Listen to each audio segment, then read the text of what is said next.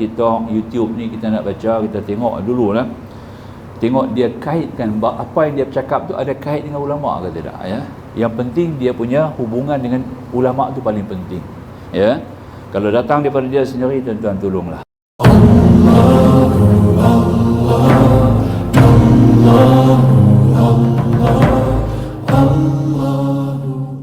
Bismillahirrahmanirrahim.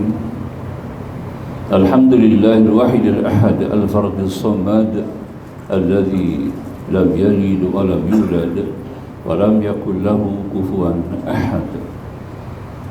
Wassalatu wassalamu ala sayyidil zakirin sayyidina wa nabiyyina wa habibina wal imamil muttaqin wa khatamin nabiyyin wa ala alihi wa ashabihi wa man da'a bi da'watihi ila yaumiddin. Amma ba'du. Subhanaka la ilma lana illa ma 'allamtana innaka antal alimul hakim. Rabbana iftah bainana wa baina qaumina bil haqqi wa anta khairul fatihin. A'udzu billahi biwajhil karim wa sultanihil qadim minasy syaithanir rajim. Rabbi shrah li sadri wa yassir li amri wahlul 'uqdatam min lisani yafqahu qawli. Ma'asyiral hudhar, insyaallah kita tangguh dulu kitab kita tu. Insyaallah kalau ada kesempatan saya akan sambung nanti.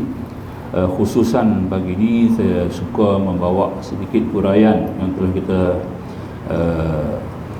sebutkan pada kuliah kita yang telah sudah, yakni perbicaraan Bismillahirrahmanirrahim, huraian kepentingan dan perincian kepada huruf-huruf yang terkandung dalam basmalah. Rujukan daripada kitab Kishafatus Saja ala Syekh Sa'an Al-Fadil Abi Abdul Mu'ti Muhammad Nawawi bin Amr bin Jawi Al-Bantin fi syarh al-matni Safinatun Najah fi Usuluddin wa Fiqh. InsyaAllah di mana kitab ini telah disusun hampir 300 tahun yang telah sudah, dan insyaAllah saya cuba memberikan tafsiran, terjemahan seberapa yang boleh dalam menghuraikan persoalan ini. Faqala musannif, fa idza katabtum kitaban faktubuha awwalahu wa hiya miftahu kulli kitabin unzil. Yakni, kata musannif, maka apabila kamu sekalian menulis sesebuah kitab, maka tulislah kalimah basmalah di permulaannya. Maknanya apa-apa kitab yang kita nak tulis, kita mula dengan bismillah, dan basmalah merupakan sebagai miftahu kulli kitabin unzil, yakni merupakan sebuah pembuka bagi setiap kitab yang diturunkan oleh Allah Subhanahu wa taala. Walamma nazala alayya Jibrilu biha a'adaha salasan, dan tatkala malaikat Jibril alaihissalam turun kepada aku, kata Nabi, dengan membawa akan basmalah, maka Jibril mengulang kalimah basmalah sebanyak 3 kali. Itu yang kita sebut tadi, bila kita baca bismillah, kita lazimkan dengan baca 3 kali. Sebab bismillah dibawa kepada Nabi, Jibril baca 3 kali bismillah tu dekat Nabi, ya. Jadi maka tu Hujjatul Islam Al-Imam Al-Ghazali dalam Ihya Ulumuddin menerangkan, dia kata kaedah membaca 3 kali, kita mula dengan bismillah, kemudian ikuti dengan bismillahirrahman, kemudian bismillahirrahmanirrahim. 3 cara lah kita baca dulu tu. Boleh juga dengan bismillah, bismillah, bismillah, boleh juga, ataupun lengkap bismillahirrahmanirrahim, ulang 3 kali. Itu lebih baik lah, lebih panjang, lebih baik. Dan itu kaedah membaca 3 kali. Kenapa 3 kali? Ini disebut oleh Syekh Daud Al-Fatani dalam Jauharatus Saniyah kitab dia. Dia dirujuk pada kitab lain. Kata Syekh Daud Al-Fatani menghuraikan kaedah ketika menurunkan bismillah ni kepada Nabi SAW, dia dalam 3 fasa, 3 peringkat. Bukan sekaligus turun kat Nabi ni, ya. Pertama, turunnya ketika Rasulullah dinobatkan menjadi Nabi pada malam, di mana Rasulullah telah dinobat menjadi Nabi dengan turunnya surah Iqra, ya, di Gua Hira. Jadi apabila kita tahu berita cerita tu, kisah tu, sirah itu, ketika datang Jibril kepada Nabi, disuruh Iqra, Iqra bismi rabbikal ladzi khalaq, baca dengan nama Tuhan kamu. Jadi tak disebut secara lengkap, dia semua sebut Iqra bismi rabbikal ladzi khalaq. Ma'ana biqari, kata Nabi, aku bukan ahli membaca. Kaedah cara membaca manusiawi, maknanya mestilah dengan kaedah ketuhanan. Jadi maka dengan itu Rasulullah sejak daripada terima perintah daripada Allah dengan surah Iqra ini, Rasulullah setiap pergerakan baginda Nabi hanya akan baca dengan Bismillah, Bismillah.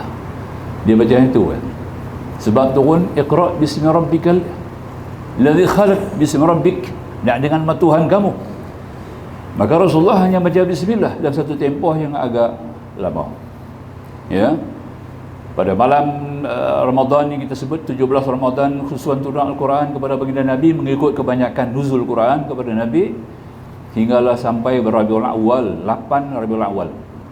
Maka turun, ya, satu lagi perintah daripada Allah Subhanahu wa taala, Rasulullah dinobat menjadi rasul.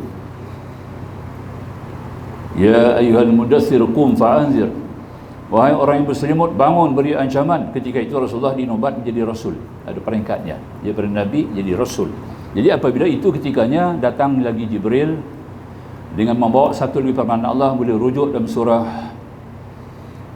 surah Hud, tak silap saya ayat 30, ya, kalau tak betul bagi tahu, ya. Yang mana kita baca ayat ini sunat kita baca sebelum kita pandu kereta, bawa kenderaan, motor, kereta, nak naik lift pun kita baca. Itu dibaca Nabi Allah Nuh AS ketika naik bahtera. Bismillahi majriha, dibaca dengan ifadah, lahdah, itu hukum tajwid dia. Dibaca dengan Bismillahi majri, bukan majri. Nampak, ya? Di situ dia baca pelik mengikut bacaan Hafaz, ya. Al-Qumbul membaca dengan Bismillah yang sebut dengan Bismillahi majriha wa mursaha inna rabbil ghafurur rahim. Sunat kita baca sebelum kita naik kenderaan. Mula dulu kita nak puji kereta tu, Bismillahi majriha wa mursaha inna rabbil ghafurur rahim, baru kita on. Nak naik lift, Nabi Allah Nuh nak naik bahtera dia baca, ya. Ini ayat 40 surah Hud. Bismillahi majriha wa mursaha, maka Rasulullah mula membaca Bismillahirrahman. Nampak tak? Bismillah majriha wa mursaha, bismillah, kemudian turun satu ayat qadir Allah awidur rahman fa inna mal husna, maka sebut dengan nama Allah dan nama Rahman, bagi Allah semua, fa inna lahu, maka bagi Allah adalah semua nama-nama yang baik. Maka Rasulullah pula membaca Bismillahirrahman. Jadi Bismillahirrahman, peringkat yang kedua. Sampai satu ketika sesudah 3 bulan baru turun pula ayat dalam surah An-Naml ayat 30, surah An-Naml ayat 30, iaitu Nabi Allah SAW mengutus surat kepada puteri Balqis, maka ditulis Bismillahirrahmanirrahim. Maka dapat surat tu kepada puteri Balqis, dia pun beriman kepada Allah. Innahu min Sulaiman wa innahu bismillahirrahmanirrahim. Dia adalah daripada Sulaiman dan daripada Allah, Tuhan yang Maha Pemurah lagi Maha Pengasih. Jadi bila turun ayat tu baru Nabi baca penuh Bismillahirrahmanirrahim. Jadi bismillah mula, Bismillahi majriha wa mursaha inna rabbil ghafur. Itu dalilnya. Rasulullah baca dengan bismillah. Qul Allah awil ar-rahman fa iyyaman tad'u falahul asmaul husna. Bila turun ayat ini, serulah dengan nama Allah atau dengan Rahman, kerana bagi Allah semuanya nama-nama yang baik. Maka Rasulullah pun baca Bismillahirrahman. Turun lagi ayat 30 surah An-Naml, innahu min Sulaiman wa innahu bismillahirrahmanirrahim. Rasulullah pun baca Bismillahirrahmanirrahim. 3 peringkat masa nak lengkap bismillah tu, punya besar utama, ya. Ini kita nak faham. Jadi penjelasan ini semua dalam kitab-kitab. Jangan tanya hadis. Ulama hadis tak boleh jawab yang ni. Nah, ini datang daripada ulama-ulama mujtahid duduk di atas. Macam Al-Imam Syafi'i, Maliki, Syafi'i, Hanbali, dia pandai mujtahid. Dia kuasai Quran, kuasai hadis, kuasai sebarang disiplin ilmu Islam. Mereka lah yang membawa kepada kita. Dan dibawa oleh Syekh Nawawi Al-Bantin dalam kitab yang saya baca sekarang. Ya, baik. Sambung lagi insya-Allah kata musannif. Dia kata lagi di sini, wa qala hiya laka wa li ummatika famurhum la yad'uha fi syai'in min umuriha. Apa dia kata? Ya. Dan ia berkata basmalah itu untuk anda ya Muhammad dan untuk umat kamulah. Maka perintahkanlah mereka, yakni jangan mereka meninggalkan basmalah di suatu pun daripada berbagai macam apa urusan-urusan mereka. Jangan tinggal. Semua urusan kita bawa dengan basmalah. Nama dia basmalah lah. Bismillahirrahmanirrahim. Nama dia basmalah. Allahu Akbar, nama dia takbir. Boleh faham Kemudian dia kata tadi, fa inni lam ad'ha tarfata 'ainin mundu nazalat 'ala abika Adam alaihi salam wa kadzal malaikah. Kerana sesungguhnya aku, kata Jibril, aku kata tidak pernah meninggalkan kalimah bismillah sekejap mata sekalipun. Jibril sendiri, setiap pergerakan Jibril bismillah. Semenjak basmalah diturunkan kepada bapakmu wahai Nabi sallallahu alaihi wasallam, bapakmu Adam alaihi salam, aku tak pernah tinggal baca bismillah. Tuhan suruh turun bismillah kepada Adam. Maka aku sendiri pun baca, tak pernah aku tinggal dalam setiap pergerakan aku, setiap saat, ya. Dan juga malaikat-malaikat lain semua mengamalkan basmalah. Faham Sebab tu. Dan sambung lagi. Wa fi riwayatin idza katabtum kitaban faktubu fi awwalihi bismillahirrahmanirrahim wa idza katabtumuha faqra'uha. Dia kena baca daripada kitab ni. Kalau tidak dia berkata ustaz ni ambil di mana orang tu kena habaq nama kitab sekali, ya. Maka dia kata tadi, dan riwayat daripada lain ada sebut apabila kamu menulis kitab, Nabi kata maka tulis oleh kamu sekalian di awal kitab bismillahirrahmanirrahim, dan apabila kamu telah menulis jangan biar tulis saja, kena baca. Nampak tak? Dah kita tulis bismillah tu, kita kena baca bismillahirrahmanirrahim, bagi keluar bunyi itu. Nampak tak? Jangan tulis saja diam tak kata apa. Tulis mau baca. Dua perkara tuan-tuan, tulis mau baca. Pertama tulis baca, kedua selawat Nabi sallallahu alaihi wasallam. Kita short form SAW kan, kacau tambah Indonesia ni lagi teruk, bukan ulama dia, banyak orang Indonesia lah. Allah Subhanahu wa taala dia short form SWT. SWT tu dia baca berapa?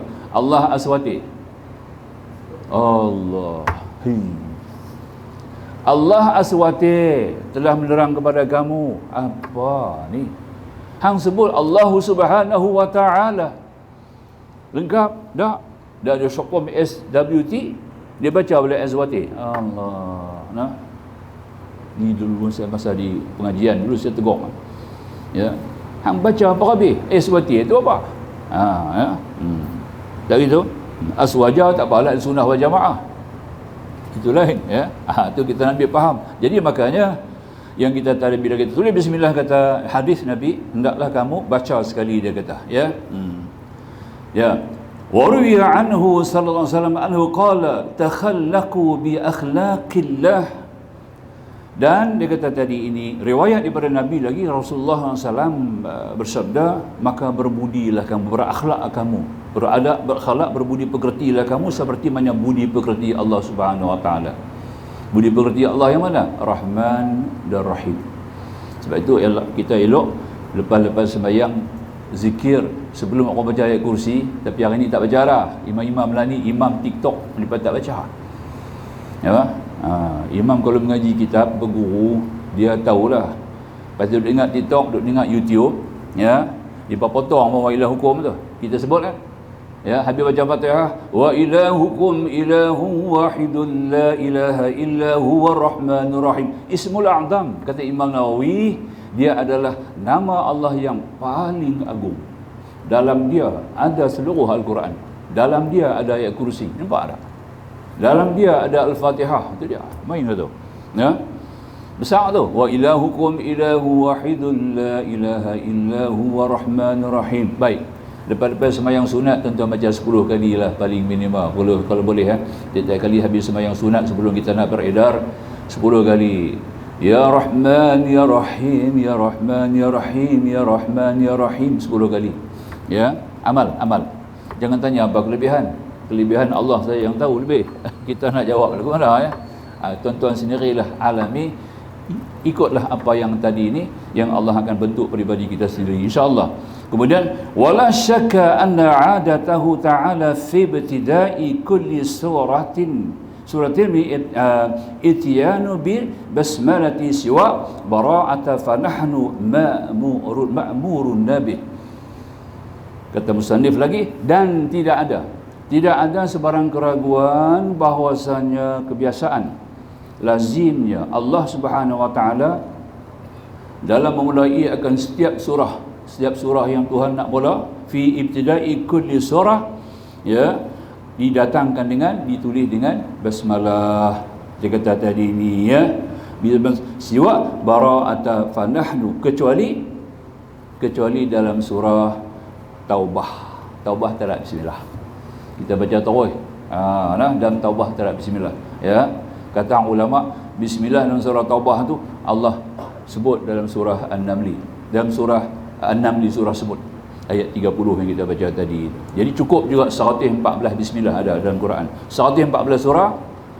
Dalam surah Taubah tidak ada bismillah, jadi 113. Mana dia punya bismillah? Duduk dalam surah An-Naml. Ini teori. Bukan satu kenyataan otentik daripada Quran dan hadis. Teori ulama-ulama qiraah. Nampak ya? Itu saya beritahu teori ya. Teori ni kita tak dipakai lagi lah. Faham ya? Antara teori ini termasuklah Ahmad Didan, termasuklah Rashid Khalifah. Dia pun ada tulis dalam dia punya The Code 19 dia tulis buku dia mention, disebut perkara ini. Baik, sambung lagi insya-Allah ya. Kemudian wa amalan bi hadisi Abi Dawud wa ghairihi kullu amrin dzibal la yubda'u fihi bismillahirrahmanirrahim fahuwa abtaru aw aqta'u aw ajzamu. Dia ada perkataan bal ba alif lam, cukup besar makna bal ni. Ulama punya duk tafsir ya. Kerana mengamalkan hadis daripada Imam Abi Daud, dalam Sunan Abi Daud ada menyebut segala perkara yang memiliki suatu hal penting. Bismillah tu masuk dalam nama bismillah tu zibal, zal ya ba alif lam, zibal nama dia. Zibal tu masih umum, maksud dia punya tafsiran begitu luas. Kata Rasulullah, tiap-tiap urusan yang penting yang tidak dimulai la yubda'u fihi bismillahirrahmanirrahim, kalau tidak dimulai dengan bismillah, kata Nabi, fahuwa abtar, putus. Abtar au aqta', ataupun dia sebagai satu yang terkudung, au ajzam, atau satu yang putus. Nampak tak? Jadi 3 kata Nabi. Kalau tidak dibaca, pertama mungkin dia putus, kedua mungkin dia terpotong, ketiga dia mungkin dia kudung, habis 3. Jadi kata Nabi ada 3 ya, abtar, aqta', ajzam. Jadi kita cuba tafsir, tengok ulama ni tafsir lah. Apa dia? Wal balu syarafu wal azamatu awil halu wasya'nu alladhi yuhtamu bihi syar'an.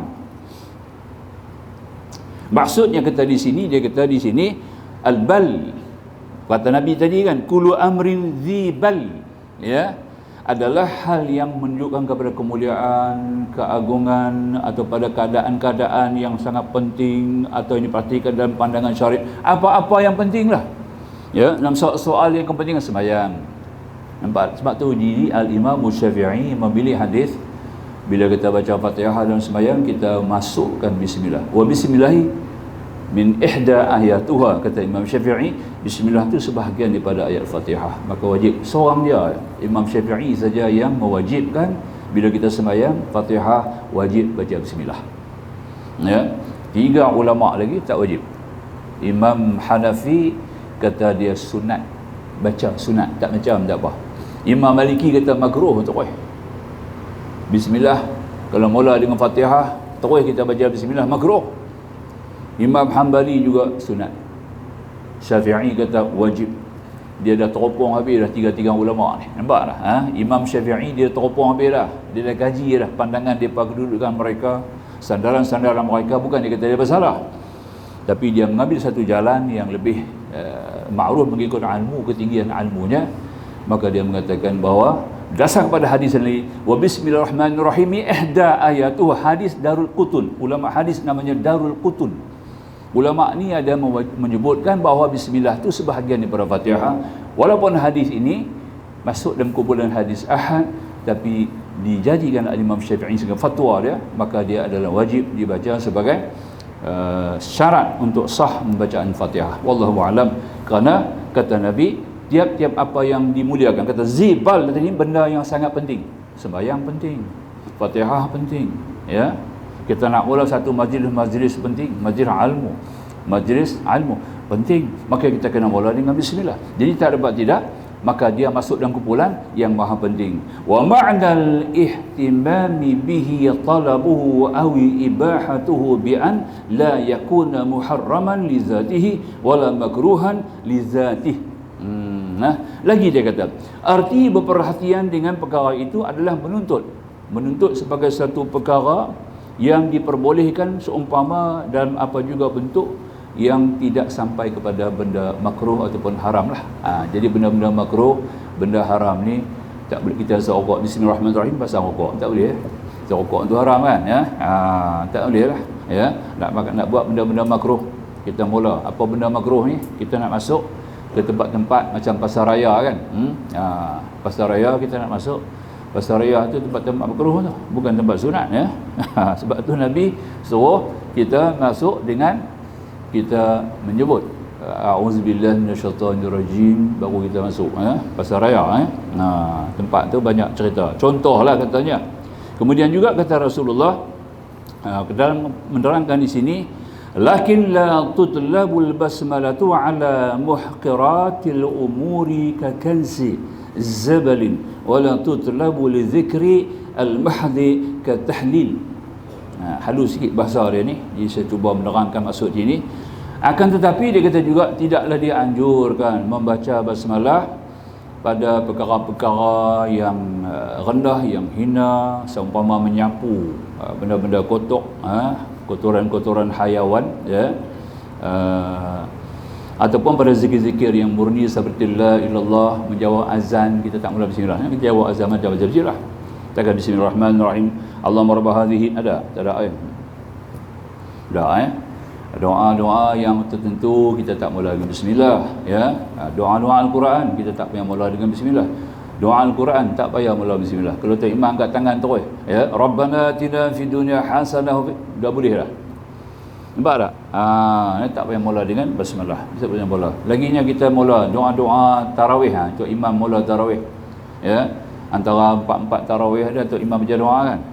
Allahumma inna sa'alka ridhaka wal jannah wa a'udzubika min sakhatika. Ya, yang ni tak sunat baca bismillah. Tak kena lah. Tak kerti, ya, maknanya kita kena faham. Jadi ini tu orang dia, ya. Allahumma innaka afun karim tuhib, tak payah dengan bismillah. Ya. Itu di antara doa-doa tertentu, zikir-zikir tertentu ada yang kita tak mula bismillah sebab mulianya. Khutbah Jumaat mana mula bismillah? Tu imam berkata bismillahirrahmanirrahim, alhamdulillah, ada? Tak ada, Tapi ada juga imam buat. Ya, ada juga imam buat. Ya. Dia buat juga. Belah lah, bukan belah sini. Belah seberang kan. Ada satu masjid, saya pergi tengok jugalah, ya. Entah baca bismillah ni pasal apa? Alhamdulillah tu, itu dah tinggi dah. Nampak tak? Mula dengan khutbah alhamdulillah. Sebab budaya khutbah ni nasihat, bukan mengajak. Sebab tu orang mendengar khutbah tak bawa kitab, betul tak? Faham, ya?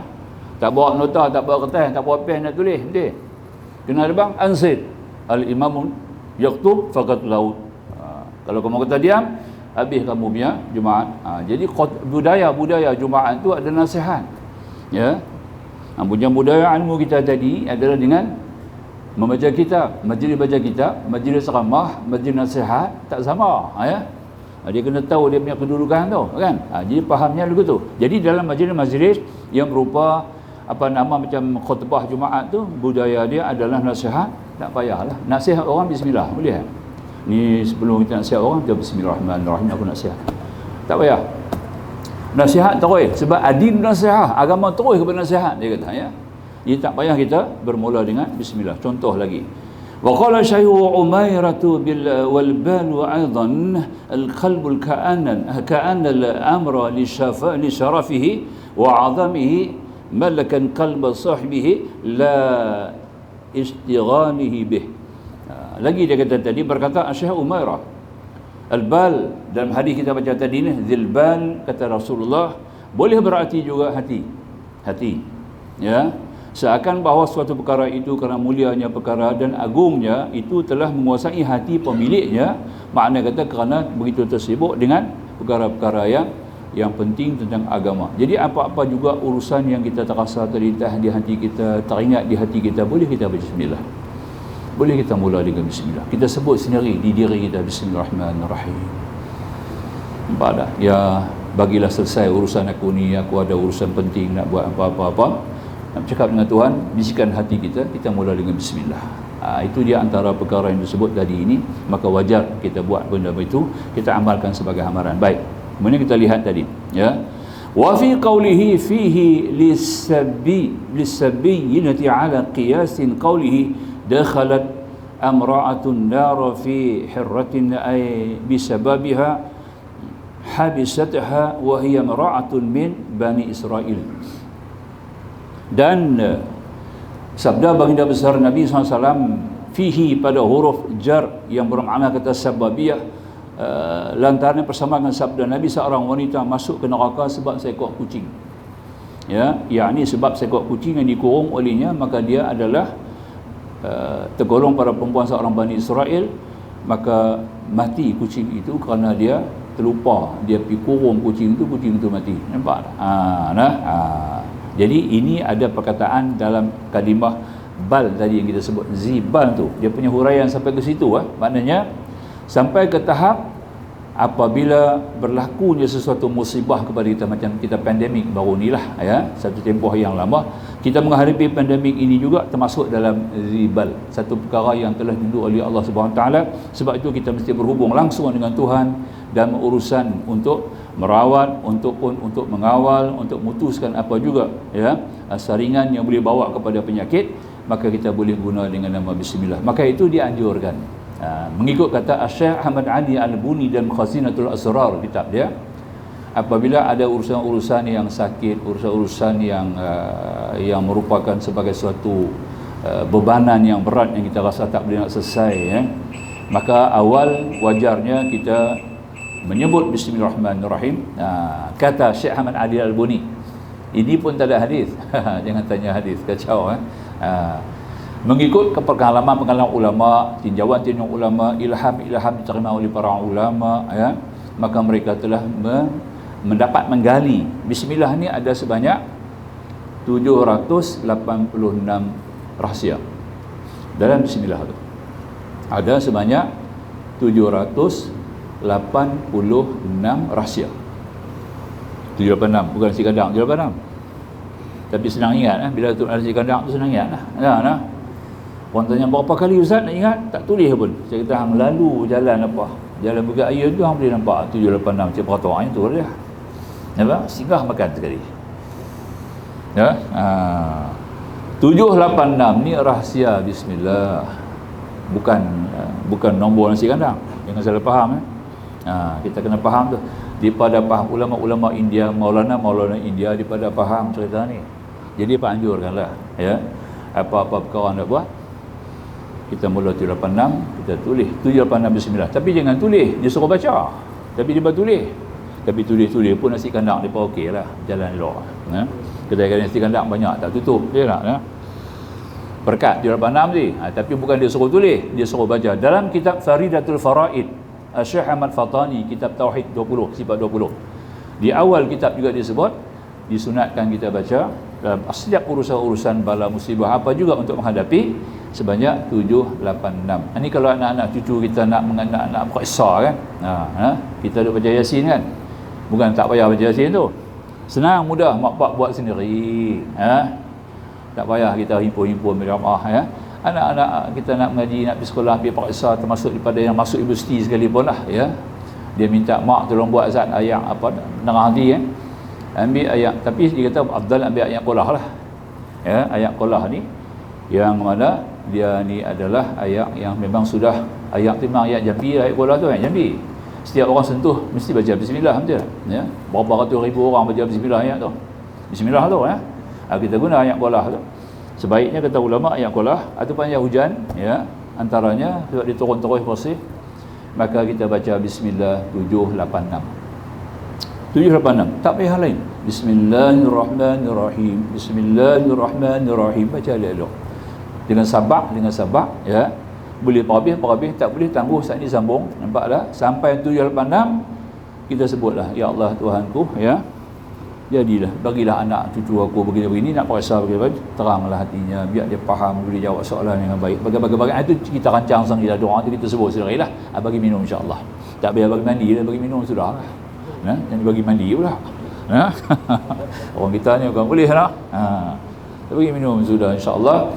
Semua perkara tuan-tuan, termasuklah kita sendiri ya. Kalau kita ada masalah jiwa tak boleh faham ke, kita nak satu penerangan ilham ke, kita nak satu pertambahan ilmu ke ya, kita boleh buat dengan bismillahirrahmanirrahim. Itu dikatakan tadi ini ya, disebut oleh musannif sedikit tentang bismillah tadilah ya. Baik. Kemudian saya tengok lagi ya, nak kena buka lagi kitab ni. Dia tak banyak, dia uraian-uraian dia di sini disebut oleh musannif sebahagian daripada kita baca bismillah ni pada kalau boleh kita tidur, sebelum tidur kita baca sebanyak 21 kali ya. Boleh? Ya. Sekejap ya.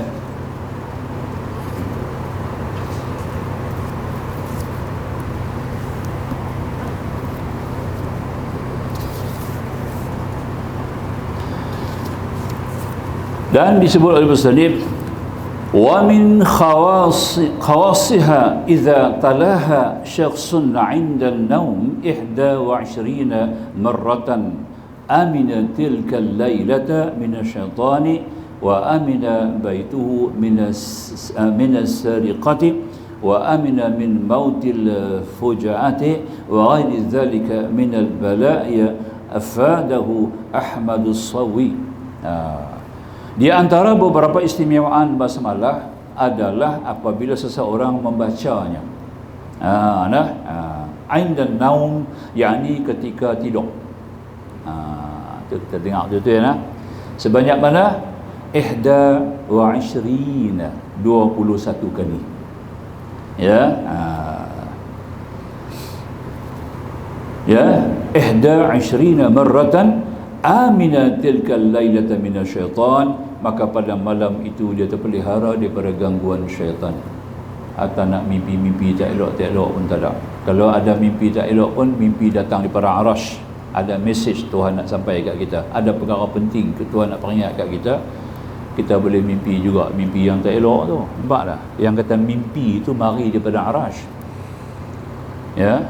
Bila kita tidur, arash tu mimpi. Kita tidur, roh kita akan pergi ke arash. Nampak tak? Bukan semua roh boleh sampai ke situ lah. Dia kena sampai kepada peringkat Ruhul Sultaniyah. Ruhul Sultaniyah, nama dia. Roh tu baru boleh sampai ke arash. Kita kena ambil semayang, tidur dengan pakaian bersih. Nampak ya? Mula dengan zikir-zikir baru kita tidur. Ya? Jadi insya-Allah dalam tidur tu kita akan dapatlah mimpi. Sebab Nabi kata tidak ada lagi wahyi lepas aku ni ya. Lepas aku tidak ada wahyi, aku adalah rasul Nabi yang penghabisan. Kalau ada wahyi pun kata Nabi, ru'yatul khairah nama dia. Ru'yatul khairah ni mimpi yang baik kepada umat aku. Jadi umat pun dapat jugalah. Jadi bukan wahyi, kita dapat seumpama wahyi, maknanya mesej itu mari daripada Arash. Kalau tak mari daripada arah, yang tu yang tak betul tu melilau di bawah tu, roh kita sendiri lah, perotoh sana perotoh sini, yang tu yang pergi rata-rata tu ya. Jadi tak tu hala, itu kita panggil mainan tidur. Itu tak mau, tak jadi ya. Jadi mimpi ni bukan benda yang mudah kita nak terima tuan-tuan ya. Dia ada masa-masa ketika ya. Saya ingat sejak daripada bulan Januari sampai sekarang saya baru mimpi 4 kali ya. Kalau mimpi lah baru 4 kali. Daripada bulan 1 sampai sekarang. Nah, masuk Ramadan, awal Ramadan. Makna kita mimpi tak banyak Yang duk berjadi tiap-tiap malam tu itu mainan tidur. Kita punya subconscious mind ni dia simpan bahan. Bila kita bercakap, kita ingat, kita apa semua dia simpan di belakang. Sebab tu kena jaga belakang, jangan pukul belakang, jangan pukul depan. Depan ni nak tangkap, belakang nak simpan, nampak tak? Jangan pop tampak dia. Jangan ya. Tampak dai tu jingkuk. Dia tak boleh tangkap dah benda elok ya. Dai jangan, sebab tu kita kena letak pelan-pelan. Belakang pun jangan tampak kepada. Nampak tak? Sebab dia boleh menyebabkan kita punya rakaman-rakaman yang disimpan tadi ini mungkin tidak jalan dengan begitu baik. Itu lebih sedikit lah subconscious mind dia panggil ya. Dia belakang kita, dia simpan sampai berpuluh tahun boleh simpan rakaman tu. Jadi sekarang ni Allah nak buang. Setiap malam kita nak tidur, dia kena buang. Dia kena wish ya. Tidak ya. Macam kita puasa sekarang. Ada benda program kita ni kita tak sedar. Program kita ni dia panggil autolysis. Melayu panggil apa tak tahulah. Arab panggil isfakhar. Arab kata isfakhar, orang putih kata autolysis. Melayu kita program untuk buang sel yang rosak badan kita semua dia buang. Termasuk toksin. Bila kita puasa, dia akan jadi autolysis, automatically dia akan buang ya kita punya sel-sel buruk. Itu masa puasa. Tapi dengan syarat kata ulama, dia kena niat. Kalau tak niat, autolysis tak berfungsi. Nampak? Oh, dahsyat semua. Kalau kita tak niat puasa malam, dia tak akan bergerak. Autolysis ni tak berfungsi. Program tu tak berjalan. Dia akan ambil daripada kita punya glukos. Dalam kita punya glukos dia akan ambil. Kedua, dalam makanan perut yang kita makan sahur tadi ya. Kedua, kalau habis dia ambil dalam darah kita akan ambil. Dia akan ambil kita punya glukos dalam darah kita, tenaga, energi. Dua-dua tak ada, dia akan tukar. Dia jadi autolysis, dia pergi bakar pula kita punya sel yang rosak. Nampak tak?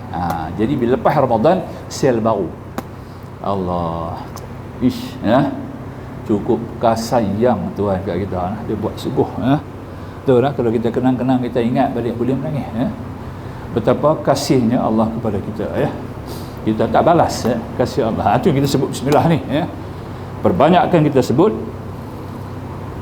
bismillah daripada Allah. Jadi sebelum tidur saya sebut tadi, tak habis lagi ya. Jadi baca beberapa kali katanya. Pertama di sini dia katakan tadi ini amina tilkal lailata minasyaitan. Pertama dia tertamak pada syaitan. Wa amina baituhu minas sariqah. Dan rumah dia selamat daripada pencuri.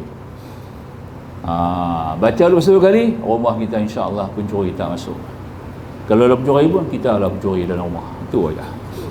Yang tu kata lah. Buat macam mana lah? Hilang juga rupanya ada pencuri dalam rumah. Tak gitu kan? Kalau pencuri luar dia tak mari insya-Allah tuan-tuan. Ini disebut sahih sekali. Kemudian dia kata lagi di sini ya. Wa amina min mautil fujaati. Dan dia selamat daripada mati terkejut.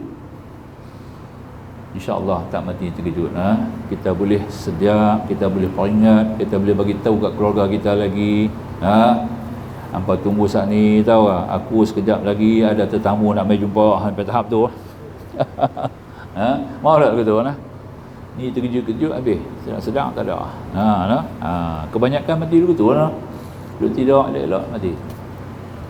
Tak tahu lah. Bukan ada sakit apa-apa. Itu kita kata mati terkejut lah. Itu istilah mati terkejut. Nampak lagi lah. Kita ni sebab apa? Bagus lah. Tidur tak ada apa. Terhabis begitu. Dia lah. Kita nak tunggu sampai dia melupuk baru mati, baru dia kata betul lah. Tak ya. Sebenarnya mati yang kata tidak, yang bukan mati terkejut ni, kita boleh sedar, kita boleh ingat. Ambil ayat semayang, kita boleh semayang sunat lagi, boleh peringat keluarga kita lagi ya. Boleh buat satu perkara yang boleh memberikan suatu maksud, katanya kita akan meninggalkan dunia ni. Alhamdulillah ya. Baik, itu dia antara kata bismillah ni, dia terpelihara daripada mati terkejut ya, amal mati mendadak ya. wa ghairi dzalika, dan lain-lain lagi, minal balaya, daripada apa-apa juga bencana, afadahu Ahmad As-Sawi. Demikian disebut oleh Syekh Ahmad As-Sawi, seorang ulama tafsir dan perjalanan tafsir Sawi, kita baca dalam tu ada sebut. Maka dikatakan tadi keberdihan bismillahirrahmanirrahim. Baik, jadi maka dikata musannif, perkataan bismillahirrahmanirrahim ini kita kenal dalam kitab-kitab tauhid. Bikana, perkataan ba yang ada di awal bismillah tu, ba tu memberi maksud bikana makana ma yakunu biyakun. Makna ba tu bismillah, ba sin mim alif lam lam ha, ya, bismillah. Ba tu maksud ba apabila dipasang titik, asal bismillah tu tak ada titik lah. Turun Quran ni memang tak ada titik apa pun, ba ta sa tak ada titik. Lepas 400 tahun baru ada titik. Lah, siapa yang buat titik tu? Nampak tak? Ulama buat titik lah, bid'ah kan? Kacau lah, bid'ah. Lah. Jadi ini makna kata tawatur. Tawatur ni maka terima daripada mulut ke mulut secara hafal. Sebab tu ulama-ulama yang hafal Quran, para sahabat yang hafal Quran, dia terima bismillah tu baca dengan bi. Ya. Maka turun sampai kepada 400 tahun Al-Aswad, seorang ulama qiraah, dia yang pasang titik. Ba titik di bawah, ta di atas, sa 3. Nampak ya? Itu sama dengan ha, jim, kha. Sama juga titik lari, ya, tapi huruf sama. Jadi ini di antara yang kita tadi ini perkataan ba bikana makana ma yakun biyakun, artinya dengan dia bismillah tu ada tiap-tiap sesuatu yang diadakan. Dengan ba itu juga bismillah adanya perkara yang bakal diadakan. Ba dengan ba itu juga tiap-tiap sesuatu yang boleh diadakan dengan ba. Jadi ada 3. Ba tu boleh mengadakan, sudah diadakan, dan apa yang ada. Nampak tak? Jadi pada ba, perkataan ba tu bikana makana biyakun mayakun. Sebab itu ulama mengatakan seluruh Al-Quran ada dalam ayatul kursi. Seluruh Al-Quran ada dalam surah Yasin. Tamada dia duduk dalam salamun qawlan min rabbir rahim. Seluruh Al-Quran itu duduk dalam ayatul kursi. Seluruh ayat Al-Kursi itu dalam wa ilahukum ilahu wahid. Seluruh ayat itu duduk dalam qul huwallahu ahad. Seluruh daripada itu duduk dalam Al-Fatihah. Seluruh Al-Fatihah itu dalam Alhamdulillah. Seluruh Alhamdulillah berada dalam Bismillahirrahmanirrahim. Seluruh Bismillahirrahmanirrahim itu ada di dalam ba. Seluruh ba itu ada dalam titik yang membunyikan huruf itu sebagai ba. Nampak tak? Ya, titik itu kita letak pena, kita tarik jadi ba. Betul tak? Jadi titik itulah yang disebut sebagai, di dalamnya terkandung makna kita sebut tadi, bikana makana biyakun mayakun. Maka tiap-tiap satu yang ada dengan dia diadakan dan bakal diadakan. Sin, ba sin, ba bis bunyi dengan sin. Sin itu membawa arti salamah. Salamah ni rangkaian ni tak habis lagi, banyak ni terang ni, ya. Kita ambil dulu pangkat awal lah. Jadi perkataan sin tu arti bawa arti salamah, kesejahteraan. Artinya Allah menjadikan tiap-tiap suatu, sama ada dijadikan atau belum dijadikan, bakal diadakan, yang telah diadakan, semuanya dengan sempurna. Salamah. Maka itu jadikan sebagai suatu ucapan tahiyat, penghormatan kita bila kita bertemu jumpa, Assalamualaikum, dijadikan sebagai satu panutan agama, undang-undang, peraturan, way of life, as-sirat al-mustaqim kepada manusia sebagai ad-din, agama yang namanya Islam. Faham, ya? Dari Islam jadi salamah, jadi taslim, dan menjadi sebagai sifat mulia kepada seorang mukmin, seorang hamba Allah yang paling mulia, sifat taslim. Apa taslim? Kita sebut dalam sembahyang sekali kan, inna salati wa nusuki wa mahyaya wa mamati lillahi rabbil alamin la syarikalah wa bidzalika wa ana minal muslimin. Itu taslim artinya, ya. Maknanya berikan sebagai satu arti, membawa kepada perkataan sin. Sebab itu Allah kendaki kita lakukan semua tiap perkara dengan sejahtera. Maka kita jadikan juga sebagai doa.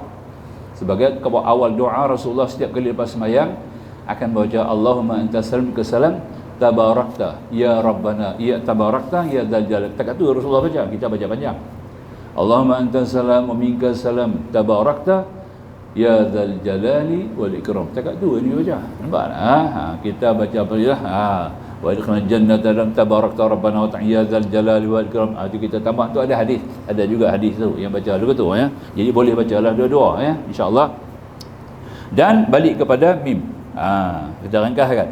Mim ni membawa perkataan mahabbah, bukan muhibah, mahabbah, cinta. Ya, Allah buat semua perkara langit dan bumi, makhluk dia semua ni dengan cinta, dengan sayang. Inilah ada dalam Ar-Rahman Ar-Rahim tu. Nampak tak? Ya. Jadi maknanya Allah jadikan tiap-tiap sesuatu, atau bahkan dia adakan sesuatu, ataupun yang boleh dia adakan sesuatu dengan kehendak Allah sendiri, adalah termasuk dalam urusan-urusan yang diawali dengan sifat Allah sendiri, iaitu sifat mahabbah. Allah Ta'ala tu cinta. Dia buat dengan penuh kasih. Kita sendiri maklumlah tuan-tuan. Kita buat apa benda pun dengan penuh kasih sayang ni, semua selamat sejahtera. Betul? Buat semua benda dengan kasih sayang. Nak masak dengan penuh kasih sayang, ya. Kita nak berhimpun, nak berkumpul dengan penuh kasih sayang. Semuanya motifnya berawal dengan kasih sayang. Semua berjalan dengan sempurna. Betul tak? Ya. Ya.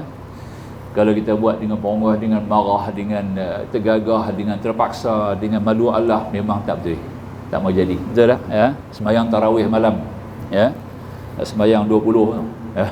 Kalau kita buat dengan kasih sayang kita kepada Allah, 20 tu ringan. Nampak tak? Ya. Rasa sat je. 20 rakaat, ya Allah. Kita sembahyang Zuhur hari pun 12 rakaat dah. Zuhur sendiri pun 12 rakaat. Kalau ikutlah orang yang sayang Tuhan, betul ya. 4 sebelum Zuhur, 4 Zuhur, 4 lepas Zuhur, 12. Betul. Tambah lagi pula dengan sembahyang apa? Kita menghadap. Cukup betul-betul sampai kita bersama, dia panggil solat zawal, 4 rakaat lagi. Berapa dah tu? Dah 16. Tang tu aja 16. Hari-hari 16 rakaat. Apa? 20 ni very simple lah. Nampak tak ya? Nampak tak ya?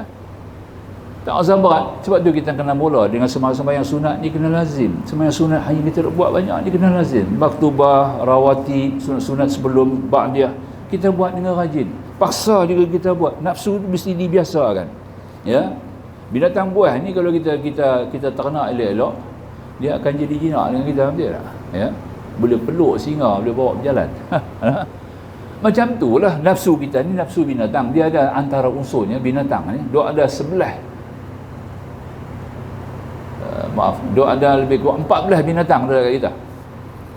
14 binatang dalam diri kita tu. Kita ni makhluk haiwan. Kita ni haiwan sebenarnya. Sebab tu kita mamalia kan, beranak ya. Haiwan natiqah, Arab kata. Haiwan yang punya akal.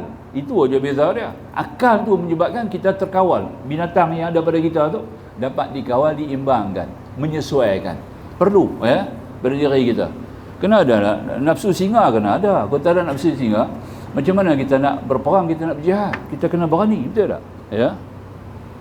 Kena ada. Nafsu serigala kena ada. Ya.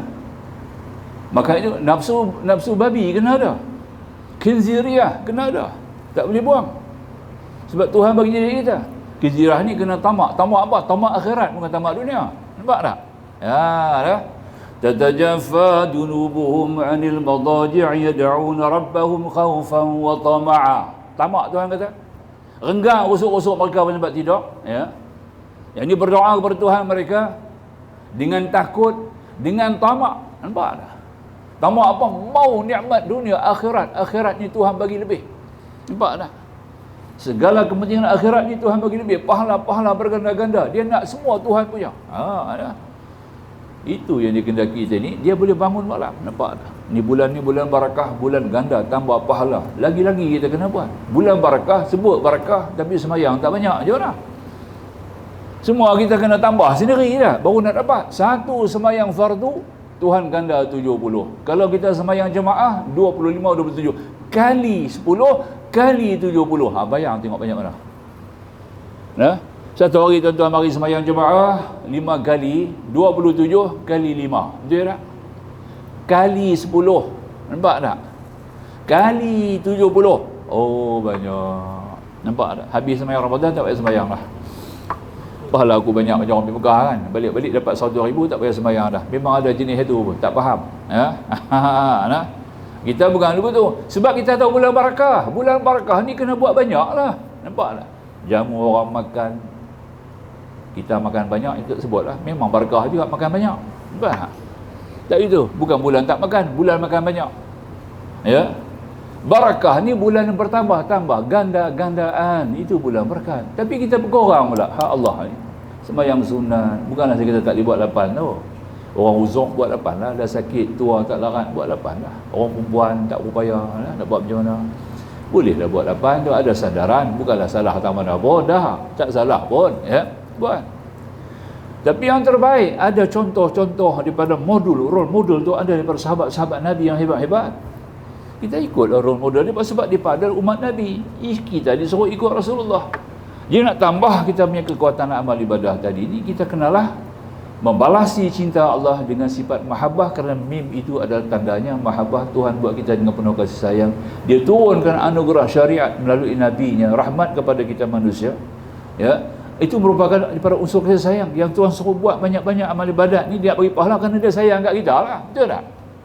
Kalau Allah benci, dia tutup semua, tak payah. Dia buh kita dalam kandang jadi harimau, jadi singa, senang, betul? Tak payah buat orang. Tapi dia buat kita manusia ni kerana dia nak bagi rahmat kepada kita. Dah habis dunia dia nak bagi, akhirat nak bagi lagi. Ya. Dan pahala-pahala itu juga akan dapat terkesan pada dunia. Dapat kita lihat pada dunia nikmat-nikmat yang Tuhan nak bagi tu. Pahala akhirat tu bukan kita tunggu akhirat kita dapat, tuan-tuan. Jangan salah faham ya. Banyak orang tu kata pasti lambat dapat akhirat kot. Dia tak berapa nak minat lah ya.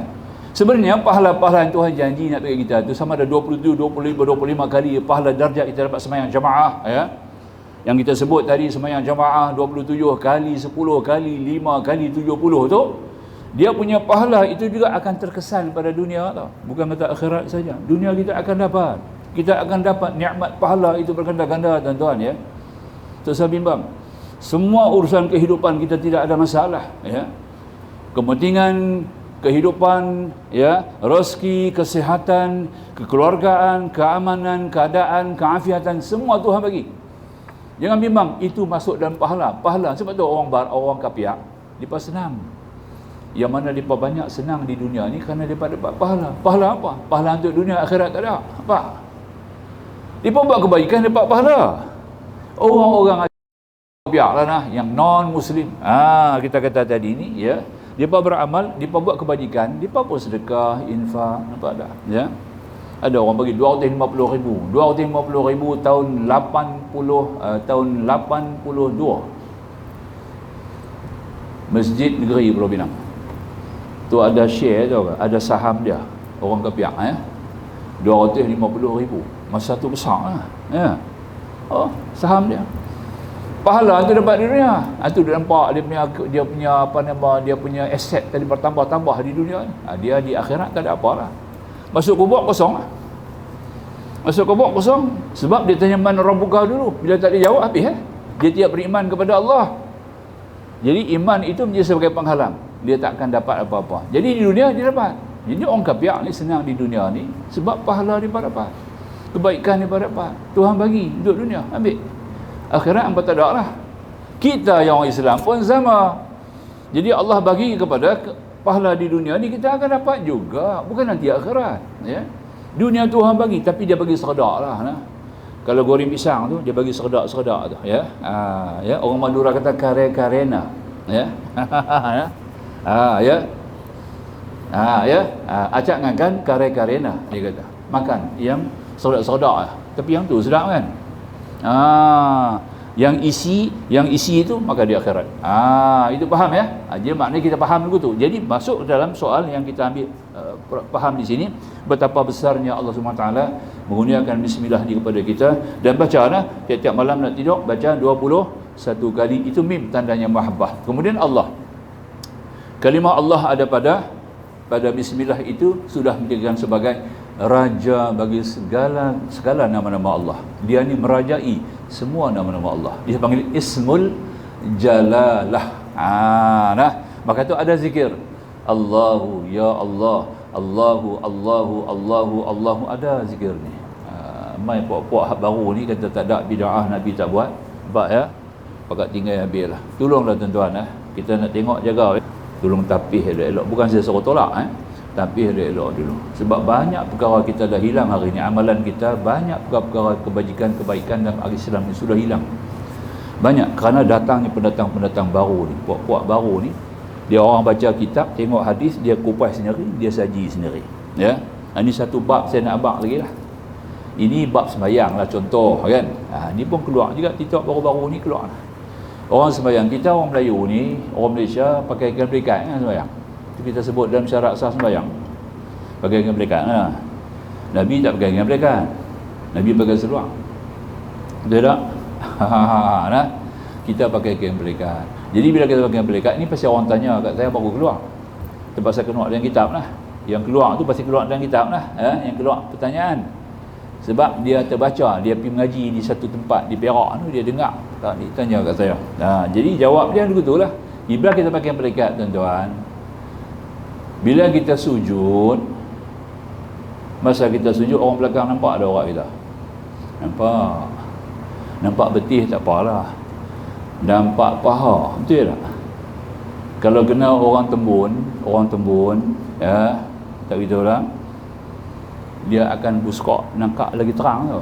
Bila dia sujud tu, orang belakang nampak ada orang dia. Nampak ya?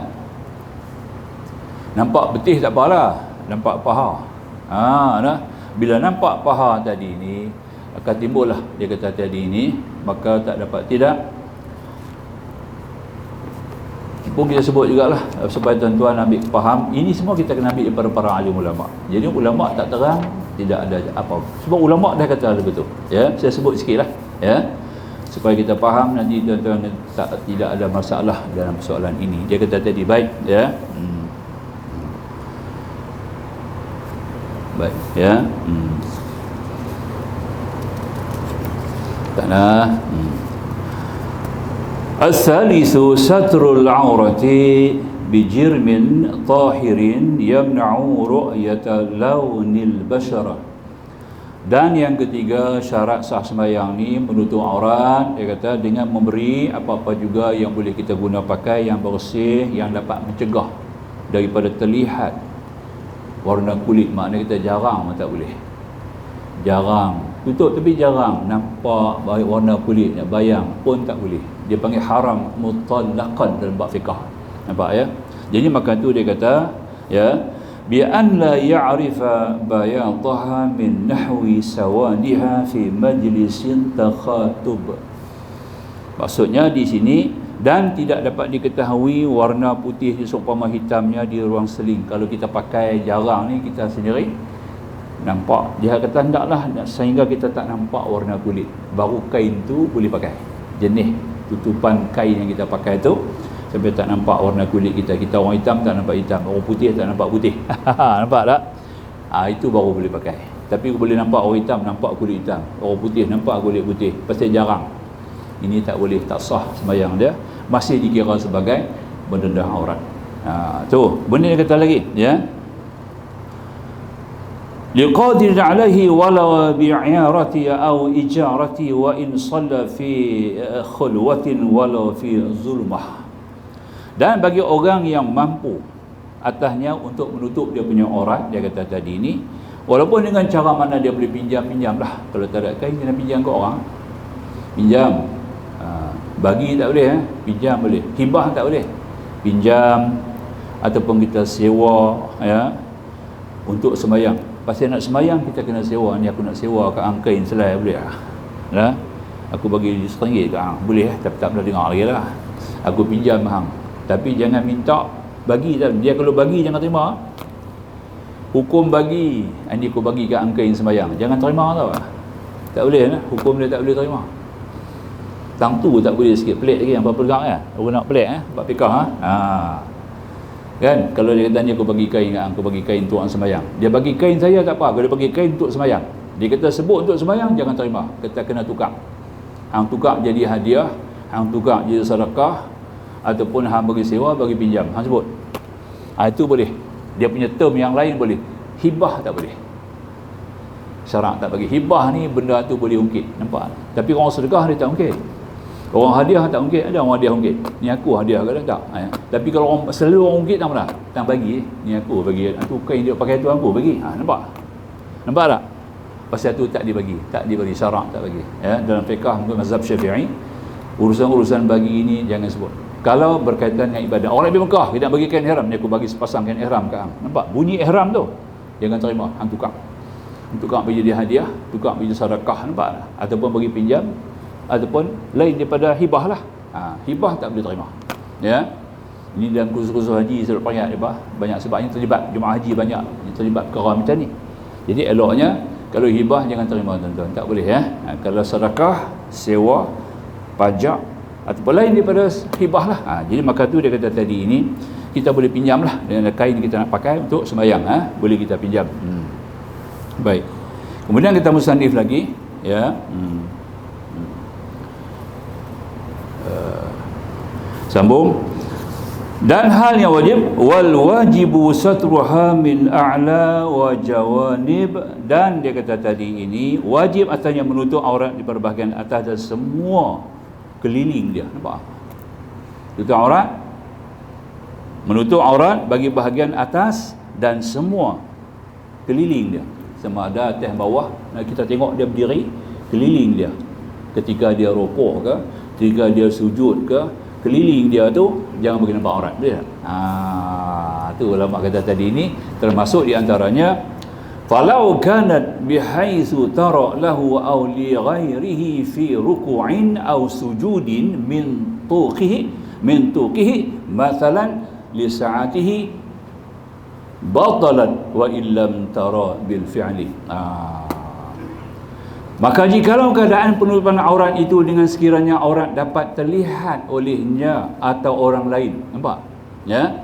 Ketika rukuk atau sujud, faham tak? Ketika rukuk atau sujud, dari ke arah bajunya umpamanya atau sarungnya, kerana kerah bajunya itu lebar, maka batal salatnya. Nampak? Arab tak kata kain, pasal dia pakai baju, dia pakai baju panjang, gamis, nampak tak? Ya, dia pakai baju, nampak ya? Jubah ke baju juga, gamis pun baju juga, dia tak pakai kain pelikat ya. Meskipun tidak dapat dilihat secara praktik nyata, kalau secara umum tak dapat lihat, tapi ketika dia sujud kita dapat tengok, maka batal sembahyang dia. Maknanya mendedahkan aurat ketika sembahyang. Habis. Faham? Maka itu nak buat macam mana? Maka tu digalakkan kita kena pakai seluar panjang dalam. Pakai seluar, orang pakai seluar special. Sebab ada hadis Nabi baca, ada hadis Rasulullah kata apa? Ruwiya an Malik bin Atahiyata an Nabi qala innal arda tastaghfiru lil musalli bisarawil. Itu hadis Nabi. Dengar dia kata lagu tu.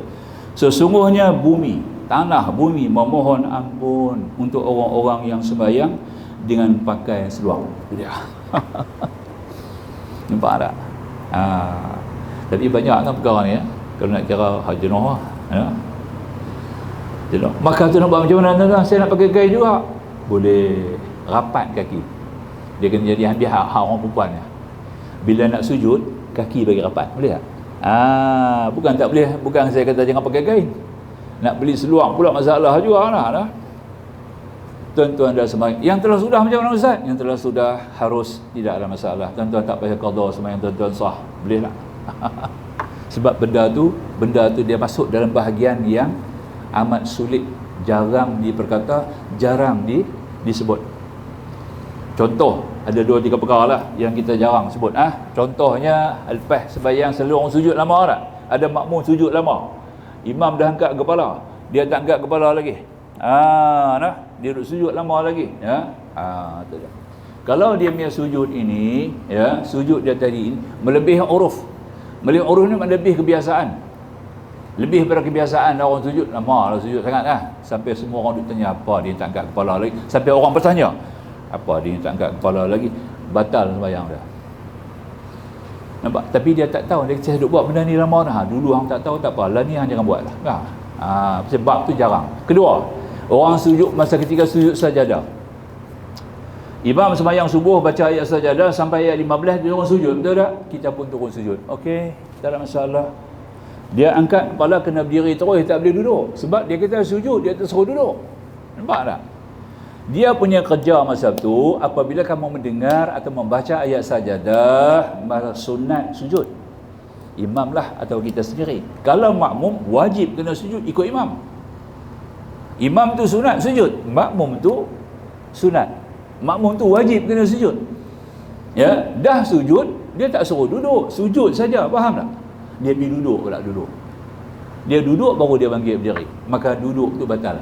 Nampak tak? Sebab dia tambah satu rukun, nampak tak? Tapi dia kata saya tak tahu, yang ni sudah buat lama. Hang dah tak kerti tak apa, lah kena kerti. Lah jangan, tu soalan lah, faham tak? Dulu dia tak faham, dia kata saya tak pernah dengar Tok Guru tak pernah abang. Nampak tak? Ya, saya pun tak pernah jumpa kitab-kitab dulu tu, duduk mengaji umum sajalah. Sekarang hang dah kerti, hang jangan buat dah. Akan datang imam angkat kepala balik, dia bangkit berdiri, hang kena terus berdiri. Oh, saya sakit pinggang, sakit lutut, kena duduk. Yang tu tak apa, darurat. Itu masalah lain lah. Yang tu cerita lain lah. Ini orang sihat elok, boleh bangkit terus, maka jangan duduk. Kalau tuan-tuan duduk juga, hukum dia batal sebab kita tambah rukun. Itu antara contohnya lah. Boleh faham Lagi, macam sujud sembahyang tadi lah. Umum dah kita duduk sembahyang berpuluh tahun dah. Saya ada umur 80 tahun Ustaz duduk pakai kain pelikat sembahyang. Kalau Ustaz suruh kata teruk lah saya. Dah sembahyang sah. Lepas tu hang tak kerti. Benda tu hang tak dengar. Tok Guru tak. Tapi lah kalau hang dah dengar, jangan buat dah lah. Boleh tak? Boleh faham tak? Ya tuan-tuan dah dengar sekarang. Jaga anak masa nak sujud pakai kain pelikat. Jangan buang kain pelikat tu pakai. Banyak. Saya pun ada berpuluh kain pelikat ni orang bagi. Orang suruh sembahyang, betul tak? Kita nak kena guna. Boleh guna. Kalau boleh, pakai seluar. Oh, masalah tak ada, masalah nak beli seluar, tak payah pakai seluar dalam sudah. Apa yang penting, masa nak sujud tu, kaki bagi rapat, betul tak? Kaki tu bagi rapat. Jadi, tak nak orang belakang tak nampak lah aurat tu. Boleh faham? Boleh? Clear? Jangan takut yang mana yang berdekat yang telah sudah, tuan-tuan punya sembahyang sah, jangan takut. Jangan duduk fikir apa semua, pakai terus kain pelikat tu elok. Tapi kalau boleh pakai seluar, sebab Nabi kata apa? Semuanya hadis Nabi kata, innal arda tastaghfiru lil musalli bisarawin. Sesungguhnya bumi memohon ampun untuk orang yang sembahyang dengan pakai seluar. Betul tak?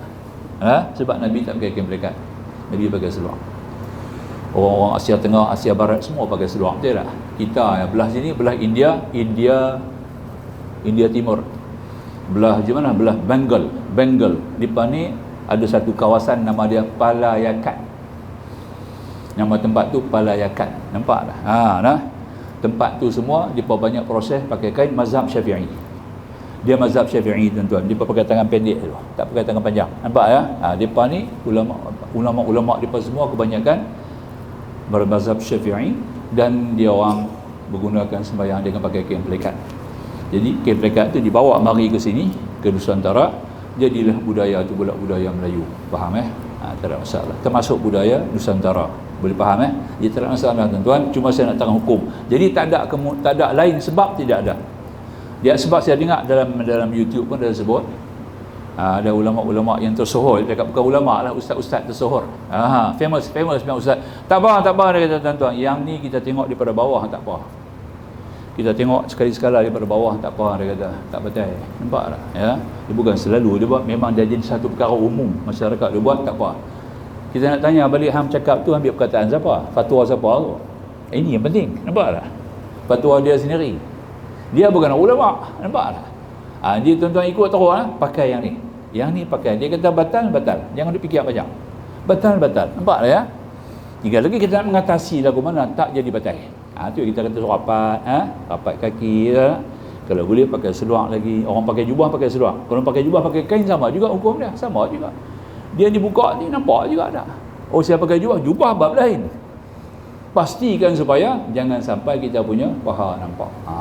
Itu paling penting. Habis kita tak usah fikir apa. Jangan pakai dalil. Oh, ini umum balwa, umum biasa masyarakat semua duk pakai begitu, tak apa. Oh. Hang ni ulama besar ke bercakap begitu Daripada mana hang ambil dalil begitu? Yang ada autoriti yang boleh bercakap ni.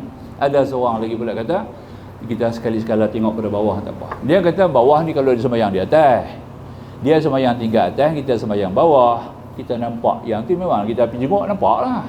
Dia dah. Yang tu tak ada masalah lah. Tak boleh baca imam tak pakai sorok dalam tadi lah. Betul. Mana boleh kata begitu, saya sembahyang di bawah saya nampak tadi. Hampir tengok aku daripada bawah. Buat apa? Nampak tak? Nah, itu bab lain. Kalau keliling dia kata, daripada atas sampai ke bawah. Dulu Tuan Guru Haji Saman Kati, tuan-tuan, Perak. Nah, tahun tu saya ingat, dan tahun tu antara tahun tu 60-an tu pula dia ni mari Pulau Pinang mengajak sekali-sekali. Tiap masjid dia panggil ni anak murid yang mengaji semua pakai seluar. Sampailah duk hidup lagi 3-4 orang lagi. Nampak dah? Anak murid dia mesti pakai seluar, kok panjang, seluar panjang dalam. Nampak dah? Dah. Ya, kita ada seluar belanga banyak kan. Track suit pun boleh, track suit ya. Kalau kita jogging pakai seluar pun boleh. Borsih-borsih pakai. Apa nak gaduh dah? Kita nak buka kaki ikut sunnah Nabi, kita kena buka sejengkai laki-laki. Betul tak? Laki-laki sejengkai, perempuan satu penumbuk perempuan. Ya, dekat tu lah. Laki-laki buka. Tu dah. Lah pakai kain melikat, nak kena rapat lah. Kalau nak sunnah, kena pakai seluar. Betul dah? Dapat pahala. Dah? Kita buat yang terbaik. Boleh kan? InsyaAllah. Dekat tu lah insyaAllah kita akan sebut lagi. Minggu depan kita tak baca lagi kitab kita ni. Minggu depan kita baca kitab kita balik lah. Dia dekat tu je. Bismillah ni banyak lagi. Tapi saya ingat cukup lah banyak tu untuk pengetahuan tuan-tuan.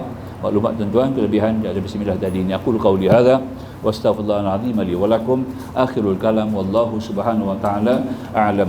Bismillahirrahmanirrahim. Alhamdulillah. Wassalatu wassalamu ala rasulina bil karim sayyidina Muhammadil amin wa alihi wa sahbihi ajma'in. Subhanaka la ilma lana illa ma 'allamtana innaka antal alimul hakim. Rabbi shrah lana sudurana wa yassir lana umurana. Rabbana atina fid dunya hasanah wa fil akhirati hasanah wa qina adzabannar. Walhamdulillahi alamin. Wassalamu alaikum warahmatullahi wabarakatuh.